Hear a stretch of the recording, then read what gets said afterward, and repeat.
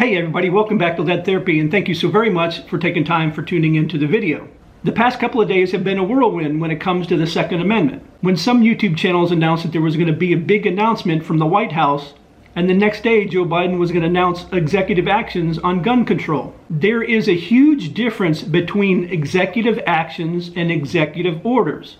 They are not one and the same, and people get them confused, and even the news media got them confused. And I'll even show you an example. First of all, I'm going to put up on the screen 3 of the top talking points that Joe Biden talked about. First was ghost guns, proposed rule curbing the proliferation of so-called ghost guns and requiring background checks.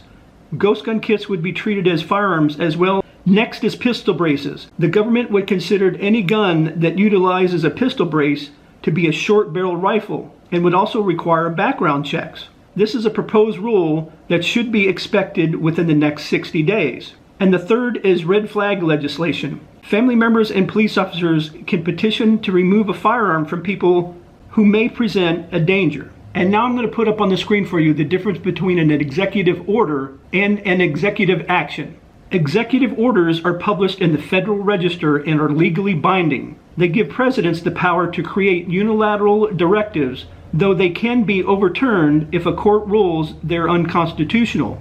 Executive orders remain in place until rescinded or modified by a president, reversed by a court, or nullified by legislation. And then next is executive actions, which is Joe Biden did the other day. Executive actions, by contrast, bear little weight. They're not published in the Federal Register and aren't subject to legal review. But these so-called threats to orders often draw reactions as sharp as the responses to orders themselves. So like I said, what Joe Biden talked about the other day are executive actions, and they don't have the weight of the law.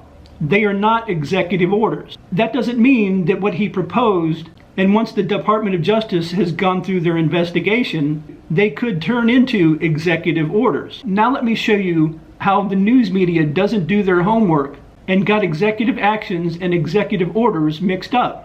What I'm putting up on the screen is the widened out version when I was talking about the 3 different types of executive actions that Joe Biden talked about. But as you can see in this news article, at least 4 or 5 times the wording executive orders is used. The very first sentence, President Joe Biden announced several firearm-related executive orders on Thursday. They are not executive orders, they are executive actions. The next paragraph starts off again. The executive orders, which Joe Biden called just to start, they're not executive orders, they're executive actions. And then in bold type, what the orders include. Here are some of the highlights of the major firearm-related executive orders announced by President Biden. They're not executive orders, they're executive actions. One thing you have to remember, that after the mass shooting in Las Vegas, President Trump told the ATF that he wanted to ban bump stocks, and as we all know, that happened. Let me know in the comments section down below if you knew there was a difference between executive actions and executive orders. And as always, don't forget to like, share, and subscribe, and hit those post notifications, and I will see you in the next video.